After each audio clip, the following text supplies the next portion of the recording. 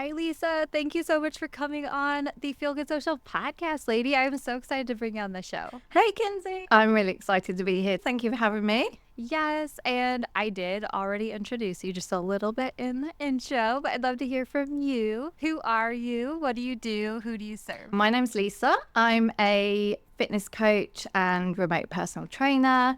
I predominantly work with women. I love working with women who run their own businesses to help them keep active, look after themselves around their busy schedules, give themselves a bit of time and create habits that help them fit movement in and around their day, build up confidence and strength, and feel good and comfortable in their own skin. I love your message and just how you help women so much. And it's so needed, especially for entrepreneurs. I also just have to say, I love that you use the word fit movement into your day. But I do like to kick off the conversations by just asking, how did you get started doing what you do? What has your journey looked like, lady? Oh gosh, so probably started when I left school. My background's in dance and musical theatre. I went away to performing arts school and trained professionally. Ended up going into teaching straight away rather than performing. And while I was training at college, I got injured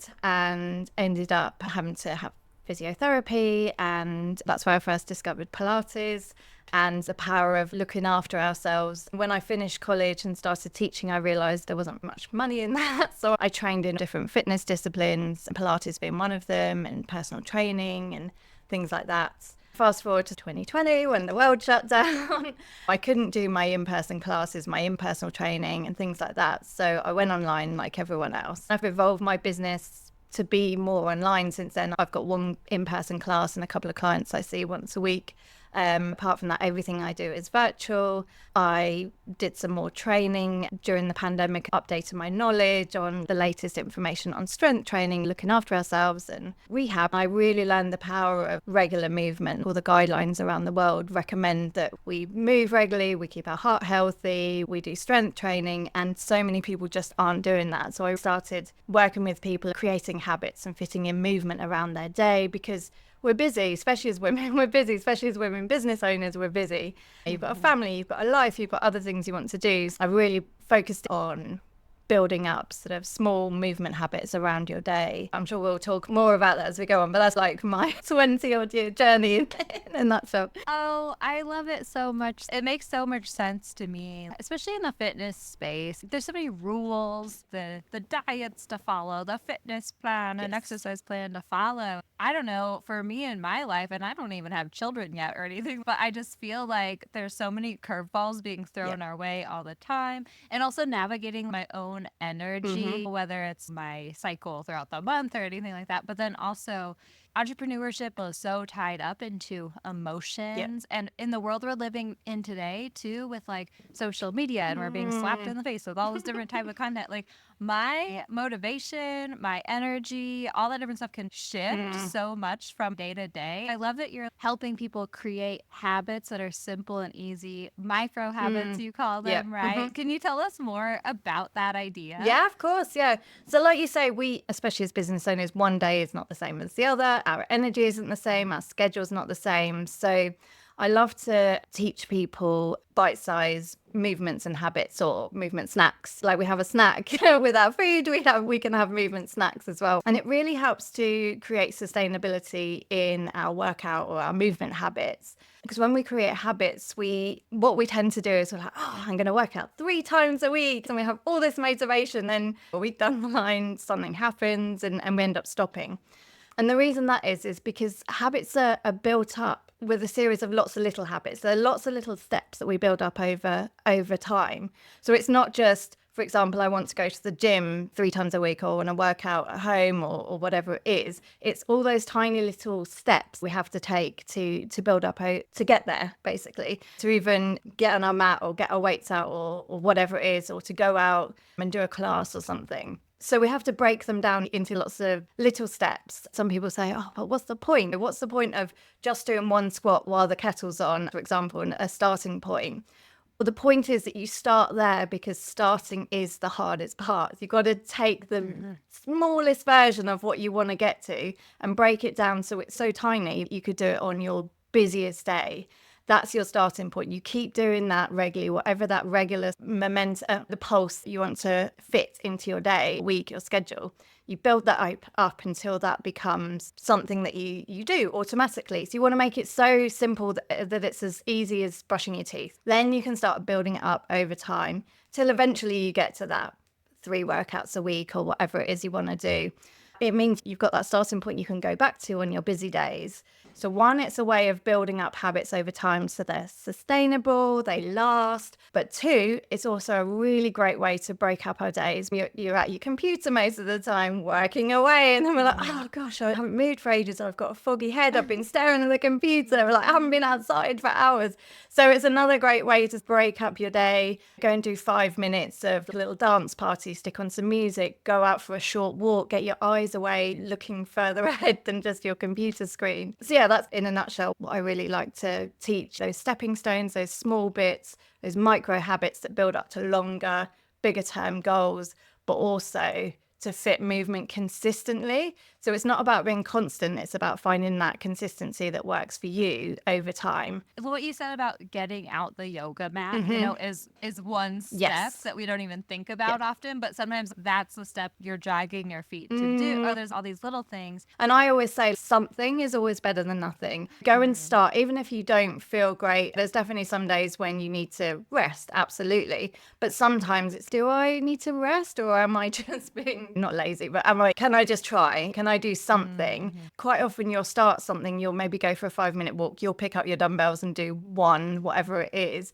And then you might be like, that's fine. That's it. I've done it. I've done something today. But you might also think, oh, I can do more, build on this a little bit more. It just helps us feel so much better. I feel like you feel more energized, you feel maybe a bit warmer, your head feels clearer and all of that. And the more we look after ourselves, the better we are for our business, for our clients, for our family, for our loved ones. It's really important that I think that we put ourselves first so that we can then give. We're very giving generally as women. We want to help everyone and look after everyone, but we also need to put ourselves first and look after ourselves. It always gets pushed to the bottom. I'm going to work out. Oh no, I don't have time. I've got to do more other important things. Fitting movement or workout, or however you want to say it. And going back to what you said earlier about, I talk about movement as opposed to workout. Workouts are movement. But I like to use the word movement because it's not always formal exercise. It can be lifting weights, going for a run, going for a walk. But it can also be housework, playing tennis. It could be running around with your kids. It could be all those sort of things. Like I know you love doing rock climbing. That's great exercise to get out. And sometimes all these things include a community as well, which is important. Okay, here's the other thing too. I always think about, I call it like the diet culture, the all or nothing culture, the falling off the horse. Yes. So many people are like, I'm on a diet, and then they go and eat a donut and it's like, diet's over. But the same thing can be applied to social media. I always compare that to people who have trouble showing up consistently on social because it's like they're posting, and then they miss a day and they're like, my consistency streak is over. I might as well just quit. Like, no, just like post tomorrow. Absolutely. Or post whenever you can again, I think that we need to shift the way we think about consistency. 100%. And also, what was coming up for me when you're talking, I really like jogging. Yep. It's like clear my head and stuff. Usually it's just like dragging my feet to get out the door. And then once I get out the door, I'm just like so happy I did. And it clears my head, makes me feel good about myself. But then also when I'm jogging, I'm very aware of my body. And I've given myself permission. Like, I don't have a specific goal. I'm bad with competition. So I'm not in competition with myself. I don't want to go a specific distance or anything. Some days I go my average amount. Some days I'm not feeling it and I'm like, okay, we're going to cut this one short. And then some days I'm like, you know what? I'm feeling pretty good. We're going to run farther, like around the lake, and I allow myself to shift my plan depending on how I'm feeling and give myself permission to like do that, and then also not feel guilty if I don't quote unquote meet my goals. That's like my other issue sometimes with exercise, but like just things in life. And I know you and I have actually chatted about guilt for all the different things before. Do you run into that at all, like with your clients? Like, do they really get down on themselves if they can't do it? How do you navigate that whole feeling guilty or the falling off the horse feeling? That definitely comes up a lot. And I think What I like to say is it's going to happen. Life happens. That's why I always get people to have a starting point, that 1 minute, that one squat, whatever it is. If you're talking about your business, just one social media post a week or whatever it is, just start again. You don't have to wait till Monday. You don't have to wait till the beginning of the month. Just start whenever it is. Start with whatever you can do and just get back into it again. Life's going to happen. It's fine. Try and build that habit back up again. It's just looking at consistency in a different way. It's that all or nothing mentality, isn't it? It's having that low bar, that low starting point. You start, you build it up. Maybe you'll do more and you'll keep on that. Then maybe you'll need to stop for whatever reason, or you drop down to a lower level again. It's reframing what consistency looks like to you. And another thing I really like to talk about is knowing your motivation behind why you're doing it. What's your reason? Why are you moving your body? Why are you doing whatever it is in your business? Always coming back to that, because when you know why, that's going to take you beyond motivation. That's going to push you on the days when you really don't feel like showing up for your business. You really don't feel like showing up for yourself. You don't want to go out for that jog. You don't feel like it. But if you know why you're doing it because of how it makes you feel afterwards. Maybe in the moment you don't feel great doing it. So that's fine. We're all like that. But afterwards you feel great. It gives you a clearer head. You can get on with your day. You can power through your to-do list. You can get stuff done. You just feel better about yourself. It helps to build resilience in ourselves as well, that bounce back ability, which is so useful, especially for us as business owners, because we obviously hit roadblocks. We're our own worst enemy. We're always hard on ourselves. And then maybe we can talk about online and comparison and things like that in a minute. But yeah, so reminding yourself why, reframing what consistency is to you, and just not being hard on yourself. Just knowing we're human. We're human beings. Life happens and that's okay. And being flexible with what you're doing. And then just, if you do happen to stop for whatever reason, that's absolutely fine. Maybe you can have a look at why it happened. Were you trying to do too much? So maybe adjust your expectations of what you realistically can achieve, readjust that, and then just start again. Whenever it is you can, just pick up and start again and do something, because something is always better than nothing. And I think that's a mantra for life that we should all stick to. Yes, I love that. I just chuckle so much how like everything in life applies to everything Yes. in life. Like all the things you just said can be applied to business Yes. stuff Yep. as well. I think we all need to remember, especially as solopreneurs like you and I, or even like women with small teams too, but like still, most of the people listening right now, and you and I as well, we're building businesses that are so personal. You know, we're the head, the big creative thinkers, we are the face, Yeah. you know, and it's helpful sometimes for sure to somewhat take the emotion out of it Yep. and try to like remember that it's not super personal. Everything isn't. And at the same time, it's important to remember that taking care of ourselves allows us to show up in our businesses better. Like, I feel so much more like myself, like feeling better in the moment after I exercise, but also carrying that through the rest of the day and feeling more confident showing up online, feeling more happy and even like calm and like balanced with the interactions I have with people. Yeah. Like, oh my gosh, every time I go on a walk, I was like irked about something or run, Yeah. you know, especially if I'm real irked, it's a run. And I'm like, oh, that's not as triggering as it was. Yeah. So like it really does carry into all different places in your business. Can you share a little bit about comparison, like you were saying? Oh, yeah. Social media Yes. and business stuff. Yep, definitely. Yeah. Social media is wonderful. We love it. We all use it. But it's, you know, Rolling your eyes. it's like Marmite. Do you have that saying where you love it or you hate it? Do you have that in the US? Yeah, like a love-hate relationship. Yeah. kind of But thing. Marmite's like a spread like Vegemite that they have in Australia. Oh, yes. Okay, I know no, what you're okay, talking cool. about, Yeah. For listeners, I'm in the UK. Sometimes we have different sayings. But yeah, you either love it or you hate it. So it's one of those things. It can be useful, but it can also be a detriment as well. Social media is a great place to connect and interact with people.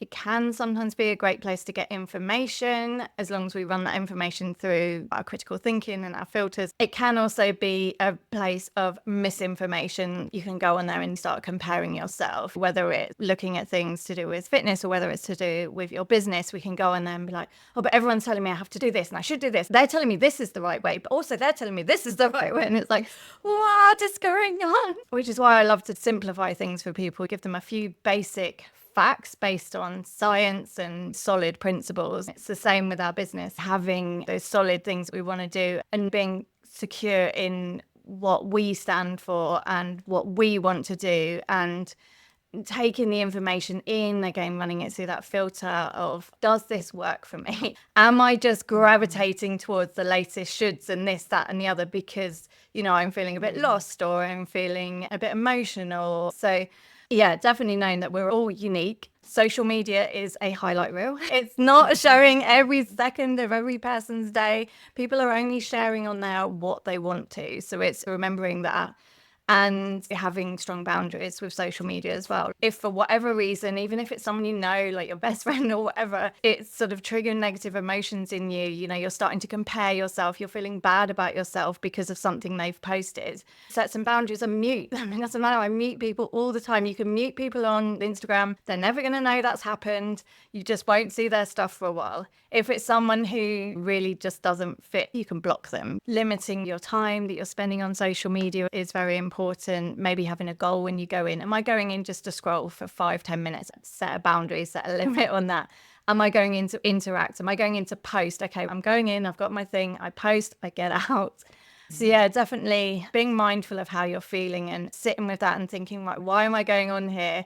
Am I going on here because I'm feeling a bit crappy about myself and I want to see what everyone else is doing just so I can feel bad about myself? Just setting a few boundaries and knowing why you're going on there and using it as a tool. Being aware as well, aware of the time you're spending on there, how you're feeling, and all those things. Yeah, I love that. And I'm like almost thinking about your micro habit in like almost the opposite way, where you're like trying to get out of a habit, not be healthy for you or something. I was talking about this with someone recently. I was chatting. I'm like, who was I talking about this with? They were asking me, I think it was a podcast interview I was doing with someone else. They were asking me, how do you set boundaries with your social media? And I was like, I think that it's natural to like want distractions and to want to consume content. And if you get into the habit of like consuming content, it's really hard to just quit it cold turkey. Yeah. My husband deletes his Instagram every other month. I'm like, how do you do that? But okay, let's talk about it though, because he is on Reddit every day and he does not delete Reddit as much as he deletes Instagram, right? That kind of brings me to my point, because how I help to navigate my content consumption is I think about what type of content makes me feel better and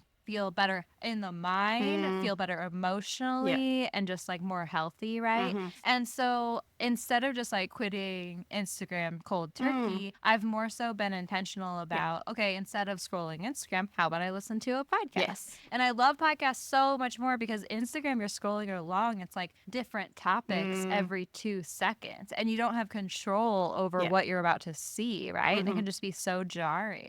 But with a podcast, it's okay, I'm signing on to 30 minutes and like I know the topic, I probably know the host as well, so it's like safer. And like I also have been trying to go to Pinterest instead of Instagram more, because Pinterest is just, I love it. It's like curated for me. It's just like nice stuff. It's not like doom scrolling. What are your thoughts on that? Yeah, definitely. And I think there's nothing wrong with it. I think if we try and go cold turkey on anything, we're going to binge on it eventually. So it's setting those boundaries, again, knowing why you're going on social media if you want to use social media, curating your feed. Like you said, on Pinterest, your Pinterest feed is all lovely stuff. It's about curating it so you're only following people who light you up, who make you feel good and all that sort of stuff.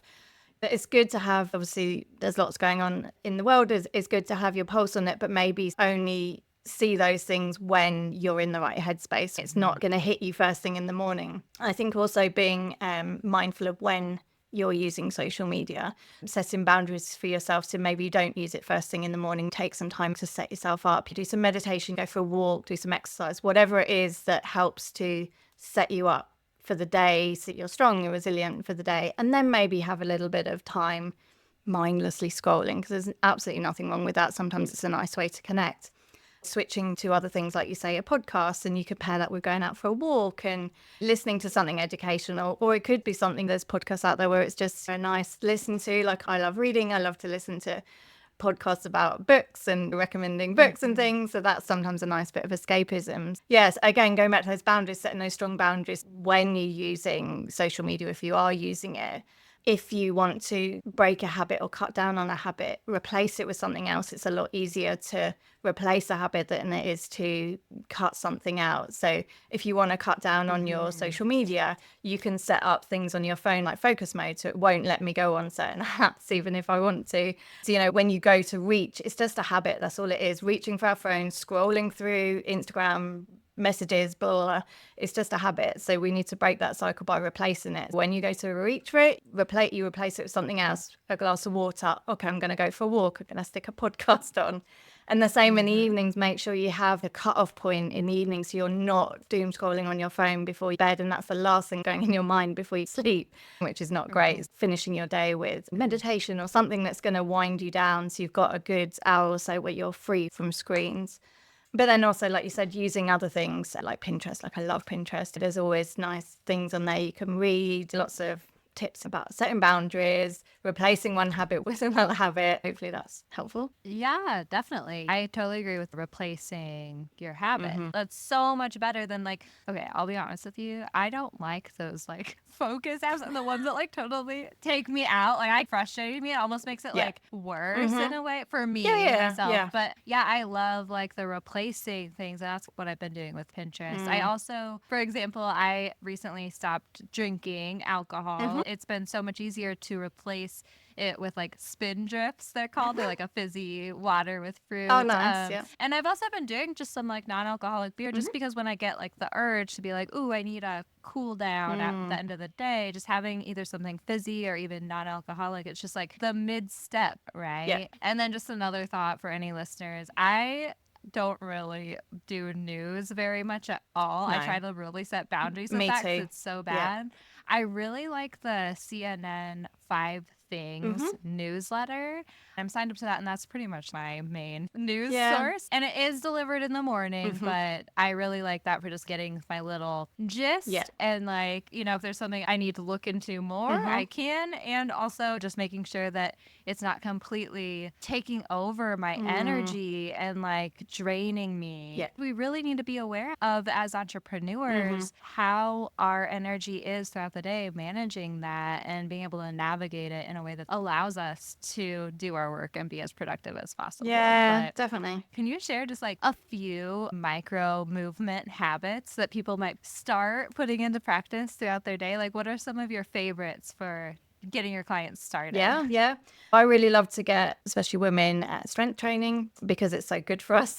If you're going to do only one thing, I would say focus on strength training over cardio. I'm not saying you have to go and start lifting like really heavy things because that's definitely not what we want to do. We want to start small. Always the first rule, always start small. Whatever you are doing, find something that's manageable to start with. What's really easy to do is squats. So we get up out of a chair, we sit down in a chair, we're doing a squat. So we do squats every day. We can do them getting in and out of a chair if that's where you're at. But if you can do just a body weight squat, even just one while the kettle's on. I love using the kettle as a way to stick a habit to. It's called habit stacking. I think it's you stick something you want to do to something you already do. So you could do one squat every time you flip the kettle on and build it up that way. Over time, you could start adding in some light weights. You don't have to buy loads of stuff. Use what you've got around the house, some books, some cans, something, just something heavy. And then again, building that up slowly. So that's one good for your legs. And then something for your arms is press ups. So you don't have to start down on the floor. If you're Kenzie's face, this is hilarious. Are they like push ups? Push ups, press ups, whatever you want to call it. But I hear you. I hear you. So the easiest way to start is to do it against a wall. So you have your hands against the wall and you're just bringing your body closer to the wall. Then you can slowly start making it lower and lower. You could do it on a window ledge or a countertop in your kitchen. As we start getting older, we have to be mindful of things like osteoporosis. So we have to build our bones strong. It's also really great for making us feel good, for giving us energy, for all sorts of things. Another really good thing that I like is having a dance party. So stick your favorite tune on, have a little dance around the kitchen to just move your body, shake your energy out. And one final thing, which is so accessible for everyone, is going for a walk. It could be 5 minutes just around the block or just down the road, just to clear your head and try and fit that in throughout your day. So we are doing a little bit of moving, getting a little bit out of puff if we can. If you compare that with being nature, even better, because it's got so many benefits. But the main thing is choose one thing, Start with one thing. So whether it's your squats, your press ups, your walking, your dance party, and try and fit that in at some point, whatever's going to work for you, even on your busiest day. It could be one squat when you put the kettle on a Monday. That's it. Start with that. Find that starting point. Like I said earlier, that might seem like the most ridiculous thing to do. What is even the point of doing that? But you build it up over time. And again, going back to that, why are you doing it?